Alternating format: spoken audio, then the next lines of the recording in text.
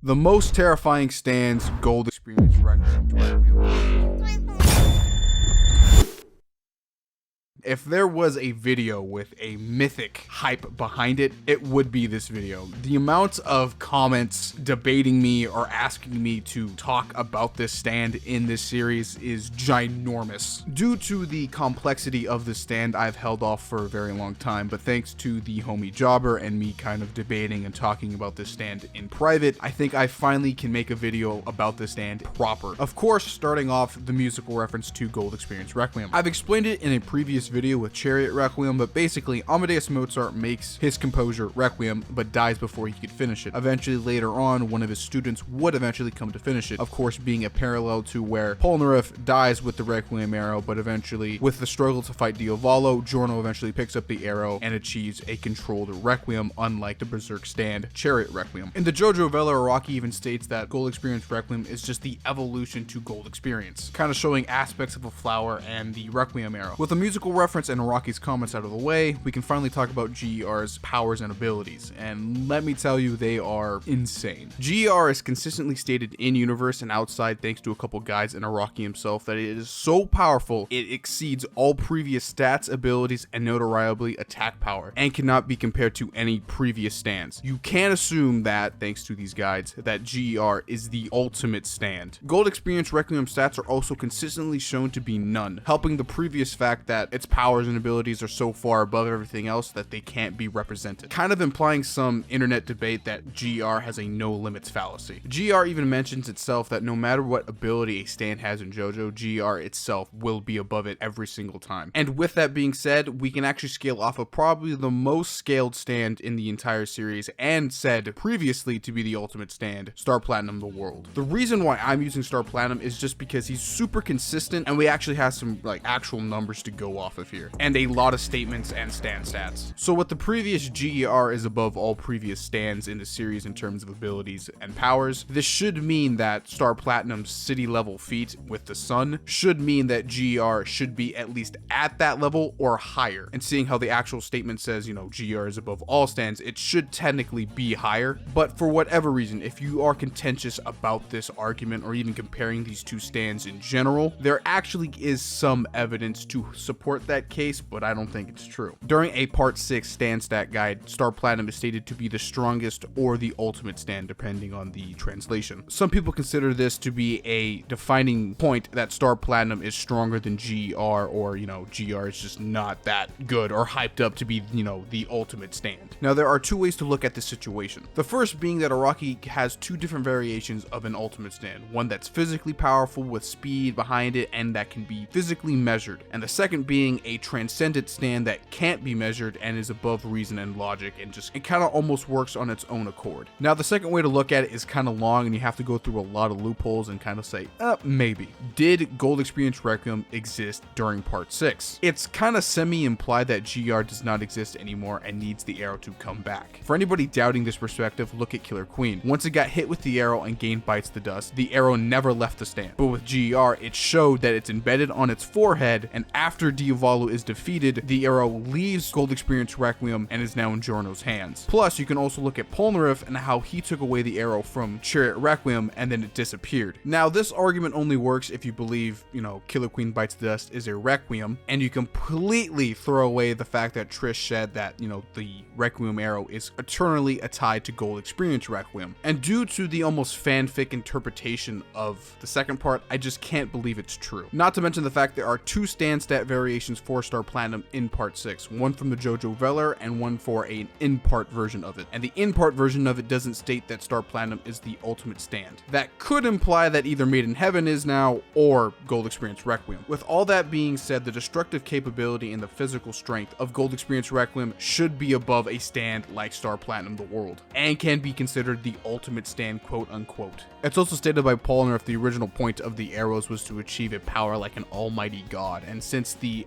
acts of Gold Experience are shown to be equivalent to a god, and depending on your interpretation of the story, this can be true. So on a low ball for GR's AP, city level, on a high ball, mountain level. So it's actually pretty consistent. But if some 15-year-old can blow up a mountain with his stand, I think you should be a tad bit concerned about your well-being on a day-to-day basis in Italy. Now, when it comes to speed, GR actually kind of gets into the insane levels in JoJo. Right off the bat, we have GR above infinite speed and most likely immeasurable speed. Both Notorious B.I.G. and Made in Heaven have infinite speed. On top of that, GR was able to at least react in a realm with no time. And just to clarify on what King Crimson's ability actually is, King Crimson doesn't actually erase time. I think it's kind of a misinterpretation on Araki's part and even us as fans. It's more like he's erasing people's perceptions and perspectives. Dioval even himself confirms that the fact that he actually erases time for everyone else but himself. If this wasn't the case, he'd literally be erasing people from the timeline. Now, taking a closer look at Made in Heaven, at a bare minimum, we know he's at an infinite speed, but taking a closer look at it, he might be at an immeasurable speed. Made in Heaven accelerates time to infinity, ending a timeline and creating a parallel one. Pucci has stated and shown to be physically able to keep up with an accelerating timeline. This fits within an immeasurable speed definition, as its speed is beyond linear time. From Pucci's perspective, he is just walking, but from everybody else's perspective, Pucci is moving immeasurably fast. Now, some people would actually call that inconsistent because he actually can't move and stop time, but given on how the context of how it actually works, Made in Heaven speeds up time to be that fast. So logically, if you stop time, you stop Made in Heaven. So basically, Made in Heaven's immeasurable speed is reliant on time. Plus, Made in Heaven's ability was so strong that it was able to shorten time stop. And to add even more proof to Made in Heaven being immeasurable, everything that is explained about his ability fits into the criteria of being immeasurable. Time travel, arriving before you left, traveling to different points in time, beyond linear time. Definitions like this fit underneath immeasurable speeds. That then would prove that Made in Heaven is in this category of speed. But if for whatever reason you don't believe anything I've said so far about speed, at bare minimum with stand stats, Made in Heaven would be an infinite speed stand. And with previous stand stat statements with GR and statements in general, GR would scale above Made in Heaven. And of course, if you do believe that Made in Heaven is an immeasurable speed stand, that would also then imply that GR is an immeasurable speed stand on a higher caliber. So with the bare basics out of the way, GR is insanely powerful. Having the physical capabilities of possibly destroying a mountain and being at near immeasurable speeds on a mid ball, not a high ball of course, because we don't actually know the full limits of GR. This is insane. He by himself with no abilities can basically destroy or kill anything in the context of the JoJo universe within his timeline. Most stands can't even get to a building level or hell even light speed without some rough calculations, but the sole fact that GR consistently through a lot of evidence can reach these levels is mind-boggling, and that's just basics. We're not even getting into his abilities yet. And since Gold Experience Requiem is the evolution to Gold Experience, that means Gold Experience Requiem has all of his previous abilities. Life Giver, the ability to bestow life into any object, making life out of it. Damage Reflection, when one of the creature's journal makes out of Life Giver gets damaged, the damage that would happen to the creature automatically gets reflected back onto the opponent. Life Shot, the ability to make an opponent feel like they have a bunch of energy to attack the opponent when in reality they are actually lagging behind, giving Jordan the ability to, kind of rush and attack them. Life Exhaustion, the ability to bestow energy into any life form, making them go through their entire lifespan within an instant. Basically a one-shot ability. Self-Healing, just like with Life Giver, Jordan has the ability to make any organism, so he can actually make human body parts to heal himself. Life Sensor, the ability to touch an object to feel if there is life in it. But in Gold Experience Requiem, he can just feel it out like if it was ki. So you can then infer that all the other abilities got at least some type of boost thanks to the Requiem power-up. He also then gets life laser beams too. It's the first thing he shows against Diavolo after gaining the Requiem. So it's really weird. It's not explained at all, but it's there. And finally, his two new abilities when Gold Experience Requiem appears. Infinite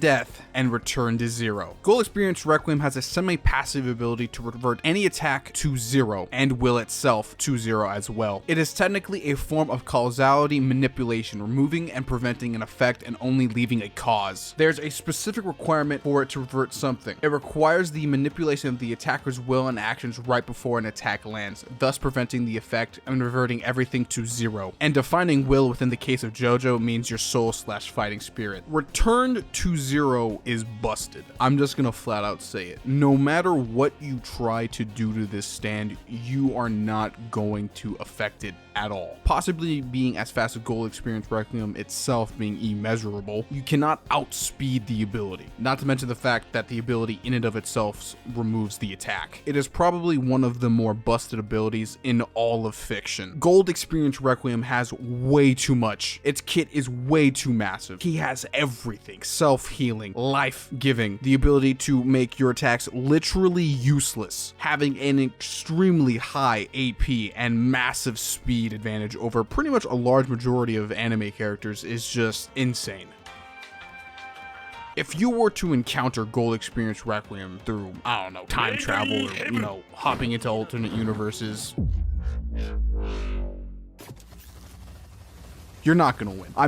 I'm sorry to say this, but you're done. And there's still more to talk about. Enter the death loop. Now, from what is shown in the manga, Diavolo doesn't actually die in this death loop. What's actually happening is Diavolo is getting close to death, but then is healed/summoned to a different scenario right before the official death to repeat the process. Thus, no effect has been reached and he is reverted to 0. Basically, GER is removing the aspect of death from Diavolo infinitely, and in the higher ends of it, the concept of death itself. Now, the interpretation of how this ability works, or maybe the scenario and how it should be activated, is contentious as fuck, and a lot of guides and just people in general just kind of don't agree with each other. Until this day, Araki has never ever clarified how it works. It's vague as fuck, to the point where it's inconsistent and makes a lot of people think that GR has a no limit fallacy, which it possibly could have depending on the scenario you think of, but it just gets really weird. Now, the death loop keeps Diavolo's wills in actions, forcing Diavolo to succumb to every near death scenario possible. Infinitely, might I add. The safest bet to where Diavolo shows up is different points in time. He goes from the river to 2 days into the future, possibly, depending on how the ability works. Now, if it's true that he's actually getting teleported to different points in time for the rest of the universe or for the rest of time, this would then give GR a slight passive ability to manipulate time, so add that to everything else he can do. Needless to say, the infinite death loop is probably one of the most terrifying abilities in all of JoJo.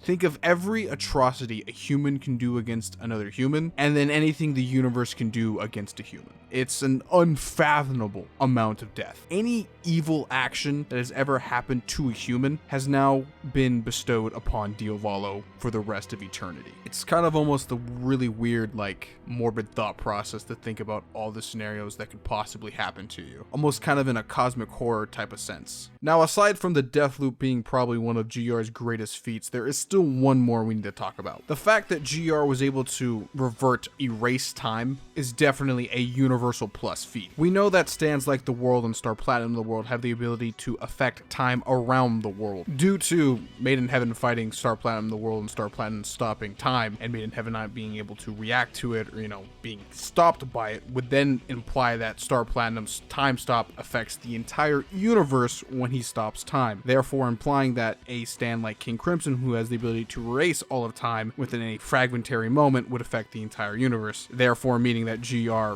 beat a character that could do a universal plus feat. It's said by Araki himself the range of time stop would go all the way into space, therefore proving even the fact that, Star Platinum can affect the universe like he did against Made in Heaven. On top of that, GR has the ability to stop fate itself, which is an entirely different bag to explain, which Jobber has already done on his channel, so I'll link that down below for you guys to watch. But yeah, GR is just fucking stupid, dude. He just stops fate just because. I don't know how to explain it. So when it comes to the original universe, GR is by far and definitely the strongest stand. But what happens when he meets the infinite rotation and D4C love train? Thanks to the JoJo Valor guidebook, we actually do have an answer to this, vaguely through power scaling. In the guidebook, GR still holds his title as the ultimate stand, still having no stats, while incredibly powerful stands like D4C Love Train and Tussac 4 still have stats, aka their physical stats and abilities being measured. Gold Experience Requiem, ability-wise, with its Return to Zero ability, should scale above the most powerful feats Tusk and Love Train have been able to show, both stated to be trans-dimensional. D4C Love Train having barriers being Multiversal Plus, and Act 4 with the infinite rotational energy being able to pierce said barrier with infinite attack potency are getting washed by GER with its return to 0. And with the context of the multiverse being involved in part 6 and just being introduced after that part, this would then technically mean a stand like Made in Heaven has,